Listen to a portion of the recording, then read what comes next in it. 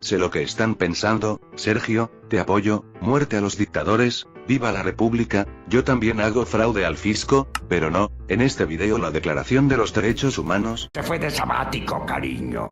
Y es que por mucho que me pese al ser un fiel defensor de la democracia excepto cuando ustedes eligen temas de los que no quiero hablar y en cuyo caso me vuelvo el mismísimo Stalin, existen dictadores como Park Chung-hee, el arquitecto del milagro económico coreano, o Lee Kuan Yew, el padre de la patria de Singapur, que objetivamente hicieron un excelente trabajo, cambiaron para bien su país, y me ponen en un dilema moral equivalente a cuando me saqué una foto con el filtro de mujer y me encontré guapetón.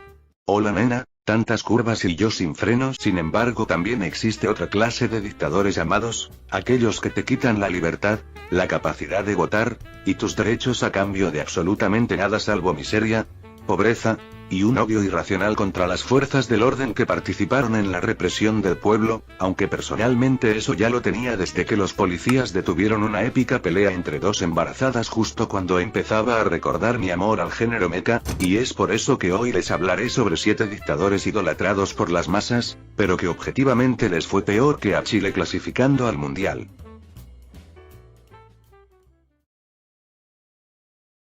Por cierto, en este video me centraré en analizar objetivamente los resultados de estos dictadores, e ignoraré completamente los atropellos a los derechos humanos, lo cual obviamente no significa que los apoyo, no sean idiotas, no sean como.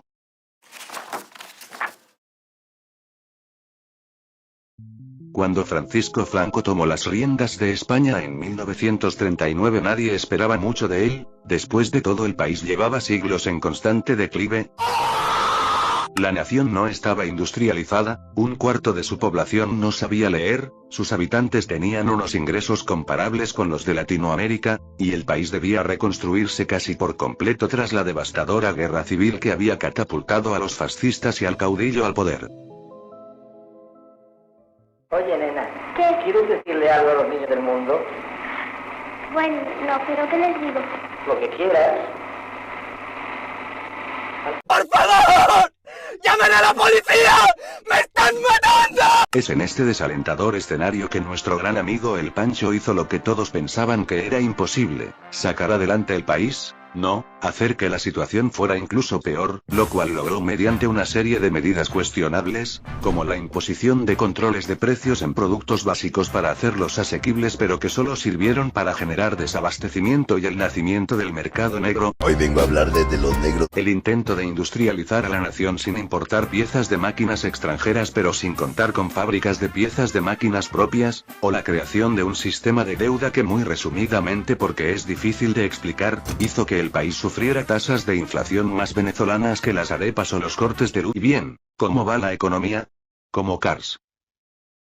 ¿La 1 o la 2? La 2, carajo. Sin embargo, el mayor crimen del régimen de Franco fue sin dudas la imposición de un modelo económico llamado, soy una persona fría y sin sentimientos que cuando entra al salón evita el contacto visual y sufre en silencio, o autarquía para los académicos, lo cual básicamente tenía como objetivo transformar a España en una economía autosuficiente y que habría resultado de no ser por el pequeño detalle de que, el país no tenía la industria, población, extensión territorial, o los recursos naturales suficientes como para operar de forma independiente al resto del mundo.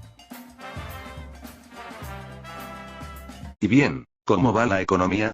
¿Cómo Star Wars? ¿Las originales o las de Disney? Las de Disney, carajo, es que nadie entiende sus planes, señor. Esta mañana por ejemplo nos envió un dibujo de una persona atravesada por una máquina de escribir. No es una máquina de escribir, es una impresora, y significa que impriman menos pobres.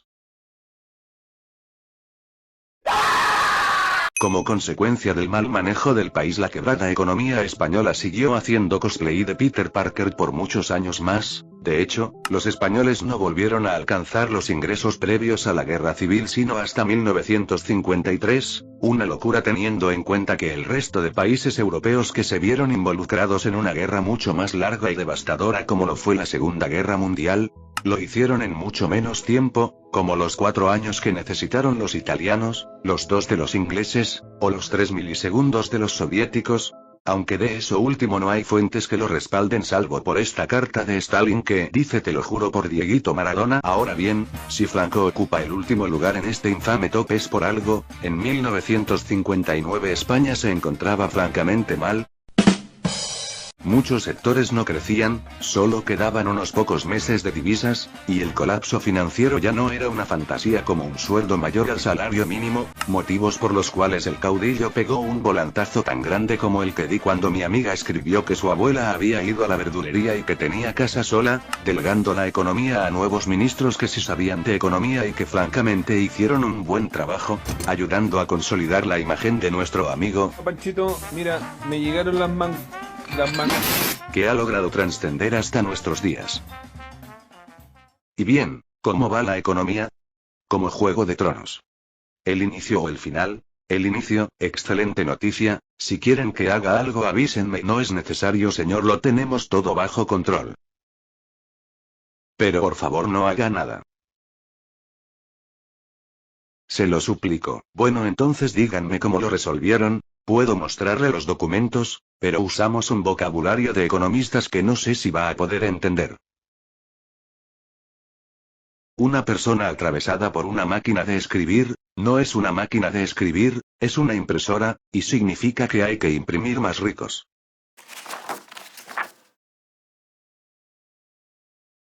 Sergio, honestamente no sé por qué pusiste a Pinochet en esta lista. Después de todo, este gran hombre salvó a Chile de las viles garras de los socialistas que estudian filosofía, usan colas de caballo, miden 10 centímetros más que yo, fue a la fiesta de mi amigo Martín el sábado pasado, inició una conversación con mi novia, le mostró sus tatuajes, y me la quitó.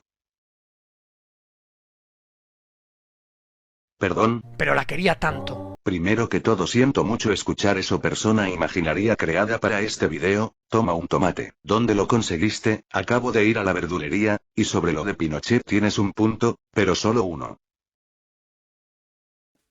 Antes de la llegada de la dictadura en 1973, el gobierno socialista de Salvador Allende se encontraba atravesando una grave crisis financiera, el crecimiento había desaparecido, la inflación rondaba el 600%, y el Estado se encontraba más quebrado que mi espalda luego de cargar las verduras del amor de mi vida. Sin embargo, objetivamente hablando, no podemos afirmar que la junta militar haya hecho las cosas mucho mejor. Con la muerte de la democracia, la situación económica no se estabilizó como mi salud mental al ver la sonrisa de mi amorcito. Me acaban de engañar, sí perdón, sino que en cambio el país entró en una montaña rusa financiera, sufriendo una crisis mayor a la de Allende en 1975, experimentando un crecimiento fenomenal durante el resto de la década de la música disco, experimentando otra recesión en 1982, y otro supuesto milagro económico en los últimos años de la década de los 80. El acabado. Así está Cristiano. Esos hombros. Esos brazos. ¿Y a ver que lo critica?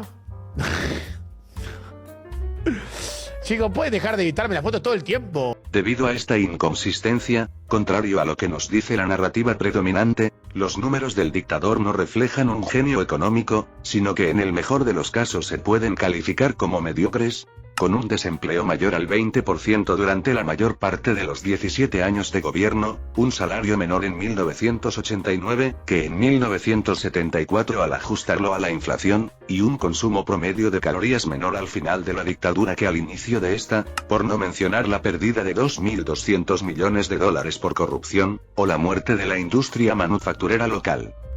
Para arriba, eso para arriba. ¿Para arriba? Coño, qué difícil. Pero si Chile era un país latino promedio en 1990, ¿por qué ocupa los primeros puestos en los rankings regionales de ingresos, calidad de vida y otros aspectos?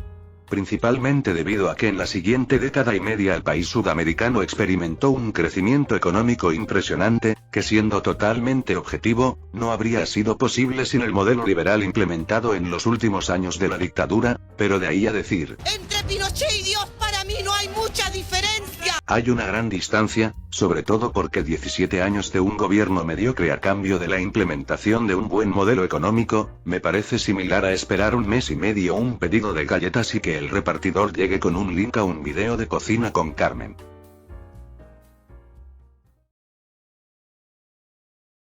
Listo señora, ya tengo todos los ingredientes.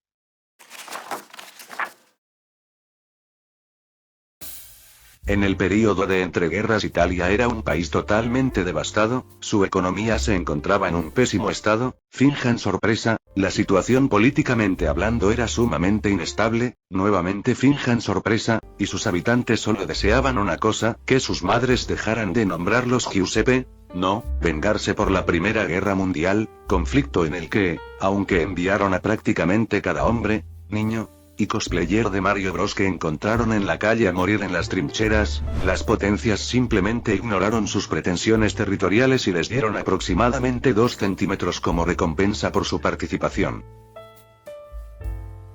Vamos que querían desquitarse igual que la persona imaginaria creada para este video. Hola, es la primera vez que estoy en un gimnasio, vengo porque te interesa mejorar tu salud física y mental. Genial, al ser nuestro primer cliente del año que viene por motivos tan nobles te ofrecemos un descuento del 99%. No es eso, es que mi novia me acaba de engañar y eso es en la otra fila. Carajo, el deseo de venganza de los europeos finalmente los llevó en 1922 a vender su alma al diablo y permitir el ascenso de Benito Mussolini, algo que pronto se darían cuenta que había sido un grave error, sobre todo porque el duce era probablemente la persona más tonta en nacer en Italia desde el tipo que se intentó lanzar desde un avión con un paraguas.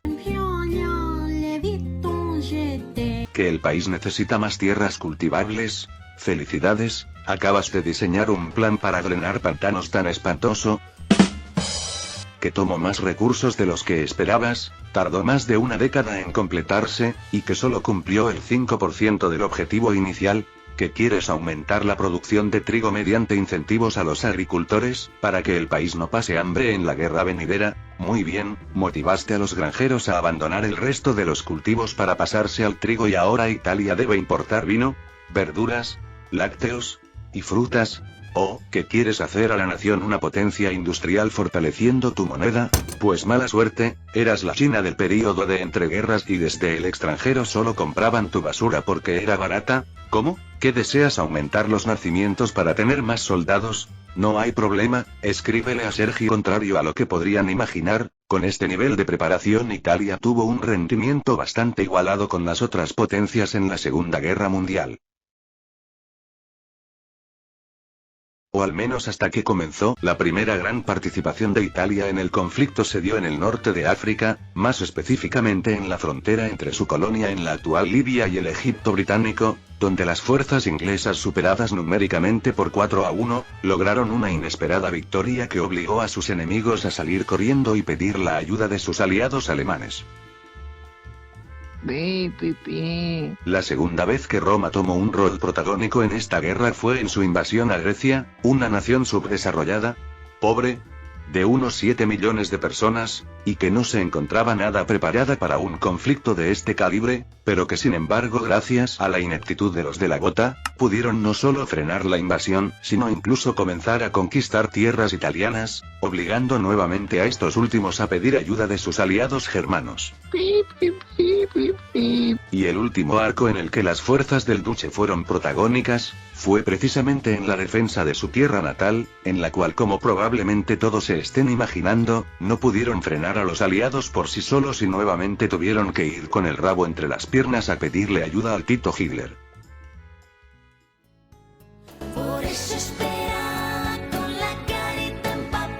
Coronándose oficialmente como el mejor combatiente del bando contrario, y cerrando con broche de oro uno de los peores gobiernos de la historia de la humanidad, que a pesar de haber fracasado en absolutamente todo lo que se propuso y llevar a la nación a su destrucción, de alguna forma totalmente aleatoria es apoyado por el 25% de los italianos. ¡Feliz Navidad! ¡Feliz Navidad! ¡Feliz Navidad! ¡Próspero año y feliz! En 1966 la República Centroafricana era un sitio tan bueno para vivir como un mundo sin mi amorcito. Ok, te prometo que esa fue la última. El país llevaba apenas 6 años como una nación independiente del yugo francés, la infraestructura prácticamente no se había desarrollado durante el período colonial, la economía era débil y dependía de la agricultura. Menos del 18% de la población sabía leer, el gobierno era uno de los más corruptos del mundo, no pasaban Dragon Ball por la televisión, y la gran mayoría de la población vivía en condición de pobreza. Amigo, se supone que tenías que hacer un comentario. Perdón, estaba en el gimnasio. ¿De verdad estás yendo a esa basura? Pero si siempre nos hemos reído de los Gym Bros. Sergio, he cambiado para bien, me siento mucho mejor física y mentalmente, ya no siento ansiedad o estrés, y de hecho ni siquiera recuerdo por qué empecé a ir al gimnasio. En primer lugar fue porque tu novia te engañó con un tipo que conoció en 5 minutos.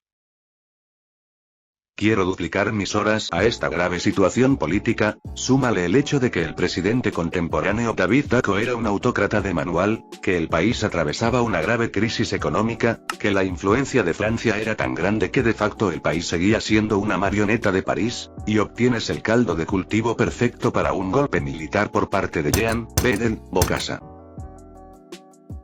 O eso es lo que dice Cocina con Carmen en su nuevo video. Desafortunadamente para el pueblo centroafricano la nueva administración no era muy diferente de su predecesora, o bueno, en realidad sí había algunas diferencias, como que el nuevo presidente era peor en prácticamente todos los aspectos, el país era aún más colonia del gobierno francés, pues ahora dependían de las ayudas monetarias que les enviaban los europeos a cambio de uranio para sus armas nucleares, el presidente era nepotista hasta el extremo de nacionalizar industrias y crear monopolios, única y exclusivamente para entregárselos a alguna de sus 17 esposas. El amor es una magia.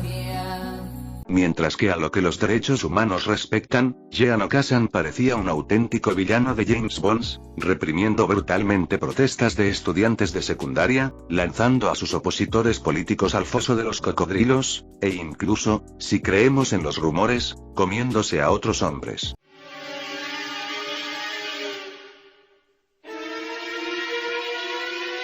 Como los que van al gimnasio. Sé que muchas veces yo hice el mismo chiste, pero si vas a uno te darás cuenta de que no hay nada raro. Son hombres que ven a otros hombres sudar mientras hacen cumplidos de sus músculos. También hay chicas. ¿Y les hablan?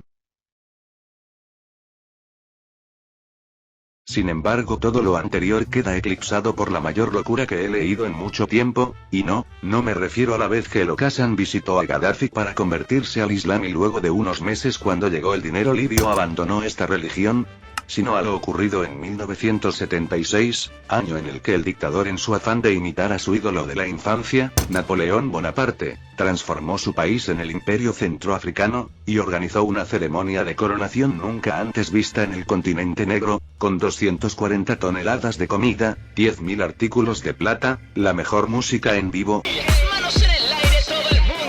40.000 botellas de vino, 24.000 botellas de champán, 60 Mercedes nuevos, y 2 retratos de reconocidos artistas europeos del emperador, quien llegó a la ceremonia en un carruaje de oro, arrastrado obviamente por caballos importados desde Bélgica, se sentó en un trono de unos 2,5 millones, y tuvo como outfit un traje de unos $150.000 de la época, y una corona de unos 5 millones.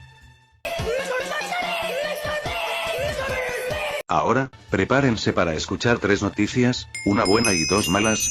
La primera noticia mala es que el dinero se fue a la basura, porque de los 2.500 invitados, solo asistieron 600 personas, de las cuales 100 eran periodistas y ninguno un líder mundial o miembro de alguna familia real, excepto claro por el príncipe de Liechtenstein. Saluda, príncipe de Liechtenstein. Hola, lo cual probablemente fue una buena decisión, ya que los rumores cuentan que el ahora emperador sirvió carne humana en la cena. Saluda, príncipe de Liechtenstein. Hola, la buena noticia es que el país progresó gracias a esta ceremonia, se limpiaron las calles, se pintaron los edificios, se modernizó la infraestructura de la capital, y mejoró la situación con los vagabundos. Pero si únicamente renovaron las áreas usadas en la coronación, se ignoró casi por completo el resto del país, y a los vagabundos simplemente los enviaron a mendigar a otras calles.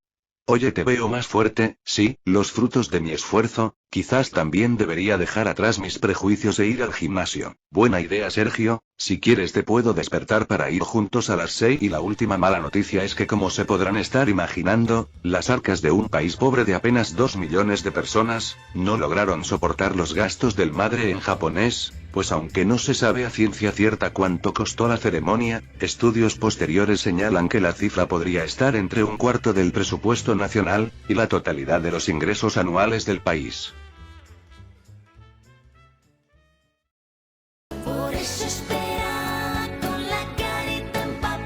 Ahora que escucharon la historia de este curioso personaje, juguemos a un juego. Ya sé cuál es y me encanta. Yo nunca conocí a mi padre. ¿Ese no, idiota? Les voy a dar 3 alternativas, y ustedes van a decirme por qué creen que el Madres es querido actualmente en su país. Alternativa A, por su lucha contra el colonialismo a pesar de que no era más que un títere francés. Alternativa B, por los buenos estándares de vida que supuestamente gozaban sus ciudadanos aunque en realidad el país era uno de los más pobres del mundo. O alternativa C, por su dedicación al pueblo a pesar de que junto a sus esposas se robó la mayor parte del poco dinero que tenía el país. Si respondieron la alternativa B, felicidades, son pelotudo. La alternativa correcta es D, todas las anteriores, y si se preguntan el motivo por el cual los políticos modernos lo defienden abiertamente sin repercusiones, porque han intentado edificar estatuas en su nombre, y porque recibió un indulto póstumo por sus crímenes, es simple: los centroafricanos no se encuentran pasando un buen momento, o mejor dicho nunca han tenido un buen momento, razón por la cual muchos de sus habitantes han idealizado el pasado hasta el punto de glorificar la era del Madres.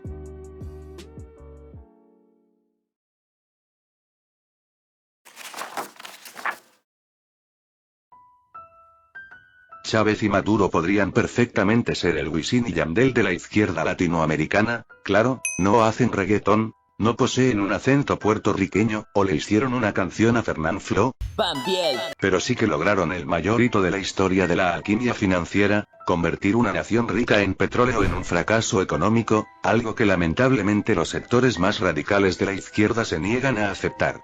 ¿Y cuáles son los argumentos de aquellos ingenuos que reniegan la grandeza del dúo de la magia? En realidad son varios, pero podemos partir mencionando a aquellos que afirman que Venezuela no extrae tanto petróleo, o no por lo menos en relación a su población, lo cual es en parte cierto. Las petromonarquías árabes, famosas por tener gigantescos edificios de ultralujo en donde no viven ni las moscas, y ser quienes más se toman en serio lo de gay el que se mueva, por la razón que sea, son en realidad naciones prácticamente despobladas, lo cual les da una producción de barriles de petróleo por persona mucho mayor a la de los sudamericanos, y a la de prácticamente todo el mundo.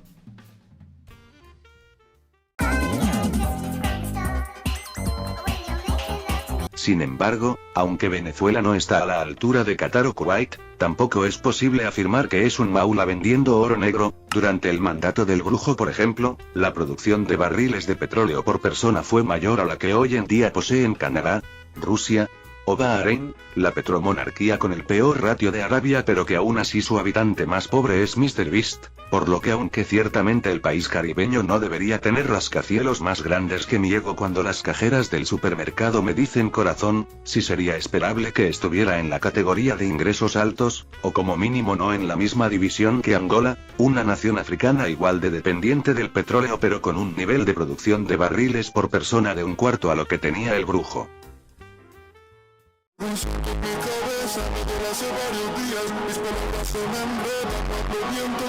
Otro argumento utilizado por los haters del dúo de la magia tiene que ver con las sanciones, las cuales según ellos son las responsables de la mayor crisis sudamericana del siglo XXI. Y no es así, claro que no. Después de todo, las malas decisiones económicas vienen de mucho antes. ¿Y cómo? De esto tenemos los inicios del gobierno del Brujo, época en la que el país, además de producir unos 3 millones de barriles de petróleos diarios, fue bendecido con un alza en el precio de su materia prima estrella, la cual pasaría de costar $11 estadounidenses a unos 107 en el año 2012. Vamos que el precio subió como la presión de mi prima cuando se enteró que iba a ser abuela a los 32. En este excelso escenario probablemente tú, Yo, y el nieto de mi prima que solo tiene unas 7 semanas de gestación, seríamos capaces de hacer que la nación caribeña creciera a tasas aceleradas, se desarrollara como nunca, y se estableciera como un país de ingresos altos. Después de todo, ninguno de nosotros ha sido guiado en las artes arcanas y por consecuencia ninguno puede igualar lo hecho por el brujo, quien logró hacer que esta oportunidad de oro se desperdiciara como los 12 años de educación que me dieron mis padres, evitando la inversión en infraestructura clave, el fomento de la industria nacional, y la diversificación de la economía del país, lo cual a largo plazo volvería a Venezuela totalmente dependiente del oro negro, materia que por el descuido de la empresa nacional, experimentó una caída en su producción de 1 millón de barriles de petróleo diarios a pesar del auge histórico en su precio.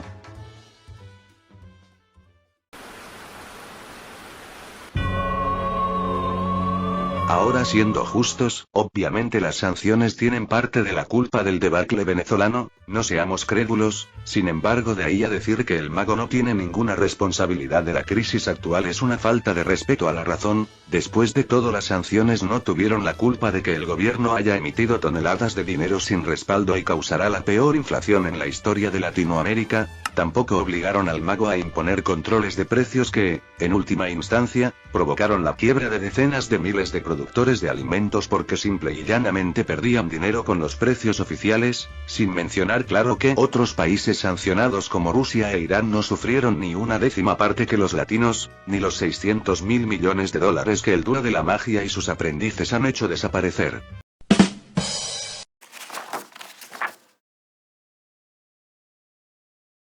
Robert Mugabe es sin duda la persona más conocida de Zimbabue, aunque tampoco es como que hay mucho de dónde escoger. Fue una figura importante en la lucha por la igualdad racial y la independencia de este país, el primer presidente de la nación, uno de los fundadores del partido político más relevante en la política local, el sucesor de Batman, y es considerado de forma unánime el padre de la patria.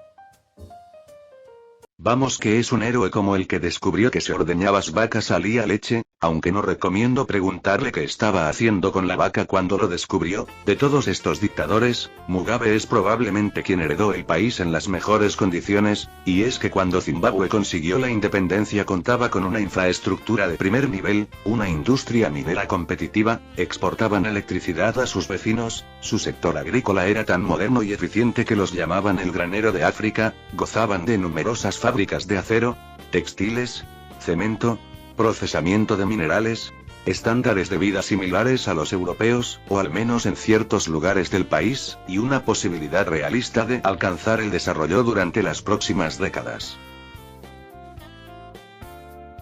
Más concretamente entre el 30 y el 31 de febrero, Sergio, ¿y por qué estaban mejor que tú con tu novia? Es una larga historia, verás. En la era del dominio británico Zimbabue no era una colonia normal, ya que los ingleses no solo buscaban explotar sus recursos, provocar unas cuantas hambrunas, y hacer que los lugareños hablaran chistoso en unos cuantos siglos, sino que también querían un nuevo hogar para sus ciudadanos cansados de vivir en la metrópolis, tipo Estados Unidos o Canadá pero versión humilde. Gracias a la llegada de miles de inmigrantes europeos con un abundante capital humano, la inversión de millones de libras esterlinas en nuevos proyectos, y la gran autonomía que poseían los locales, la zona conocida en aquel entonces como Rhodesia logró establecerse como uno de los lugares con mejor calidad de vida en el continente negro.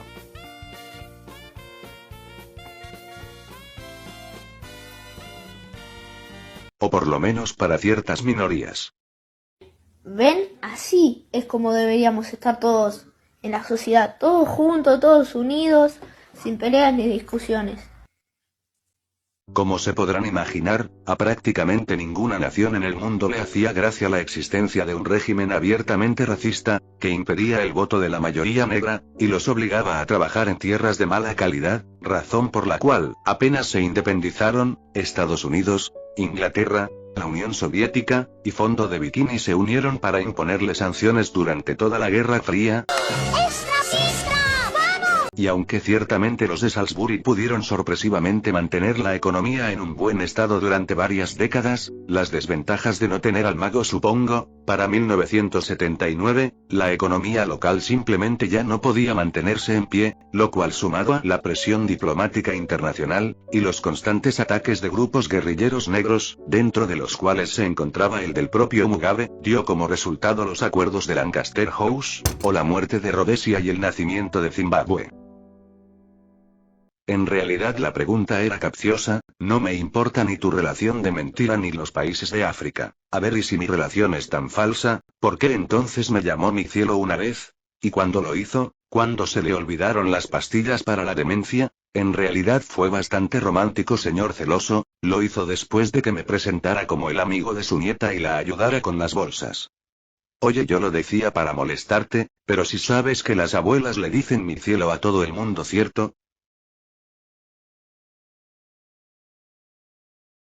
Hola, es la primera vez que estoy en un gimnasio. Afortunadamente para los lugareños, en el mismo instante que nuestro amigo Roberto tomó las riendas del país, los problemas económicos desaparecieron, ya no estaban expuestos a sanciones internacionales, la inestabilidad por la guerra civil había desaparecido, y las empresas exportadoras podían explorar nuevos mercados.